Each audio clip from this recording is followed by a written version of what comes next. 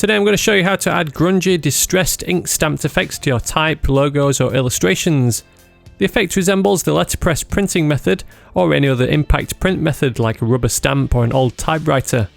I'll show you how to distress your clean digital artwork to give it a fuzzy, irregular appearance, as if the ink is bleeding to distort the outline, causing some areas to blend together. I'll then provide you with my free dirty surface textures to simulate how parts of a stamped print don't have enough ink coverage, giving it that lovely textured retro print look.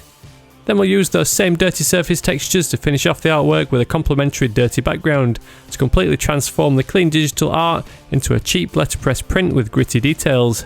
Create a new document to contain the artwork we're going to process with distressed letterpress effects.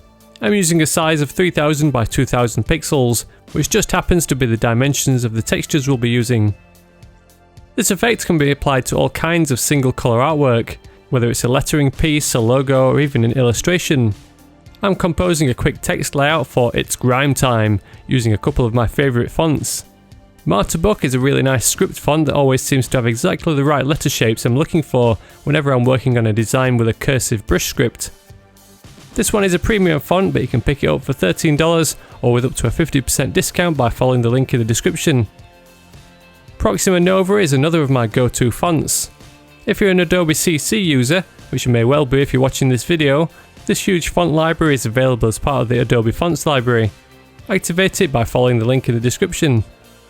I'm using the condensed black version for the word grime, then the regular black version to fill out a little more space for the word time, with it being a little narrower.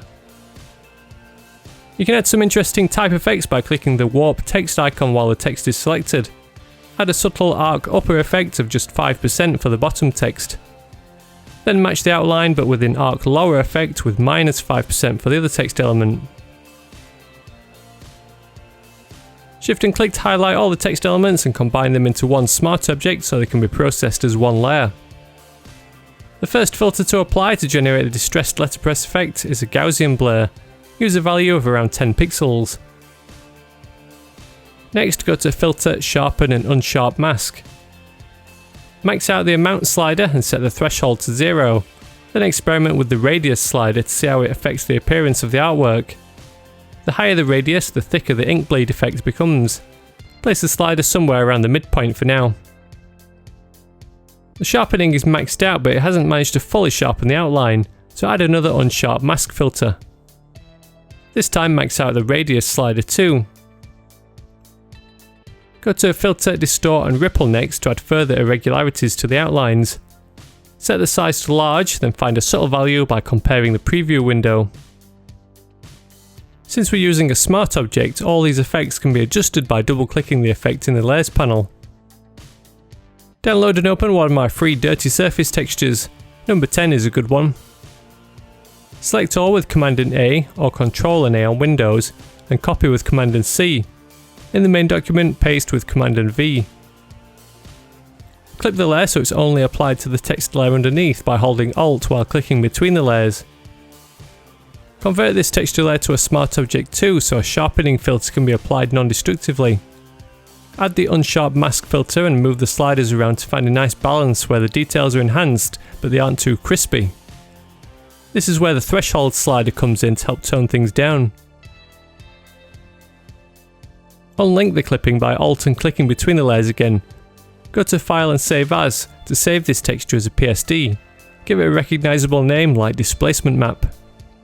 Revert the change by clipping the layer again. Activate the artwork layer, then go to Filter, Distort and Displace. OK the default settings and find the displacement map we've just saved. The artwork is then processed based on the details of the texture file, which helps to add these little scatterings of grunge around the edges. These gritty details are a little too sharp and pixelated, so add a Gaussian blur filter. Reduce the value right down to 0.1, then increase it incrementally to find a value that just softens up the details. Around 0.5 should do. Make a duplicate of the artwork smart object by dragging it onto the new layer icon. Drag it to the top of the layer stack. This might break the link of the clipping mask, so retest it by Alt and clicking again. Reduce the fill value to 0 for this duplicate layer. This will allow just the layer style effects to show without the solid fill colour of the actual artwork. Double click the layer and add an inner glow effect. Configure the values to balance the choke and size effects to produce a black haloing around the artwork, similar to how a stamp would apply the ink thicker towards the edges. Let's finish off this effect by giving the background a light grey fill. Choose a hue in the colour picker, then use the Alt and Backspace shortcut. Open up one of the other dirty surface textures and copy and paste it above the background. Invert the texture using the Command and I shortcut so it's black on white. Then set the blending mode to multiply to make the white area transparent, allowing the grey background to show through. Turn this layer into a smart object and run a quick unsharp mask filter to bring out the grungy details. The final result is a letterpress style ink stamp effect that transforms your clean and digital text into a grungy distressed print effect. If you enjoyed this tutorial or learned any new tips and tricks, a thumbs up on the video would be really appreciated. Stick around for more of my content by subscribing to the channel, and be sure to join my mailing list at Spoon Graphics to download all my free design resources. As always, thank you very much for watching, and I'll see you in the next one.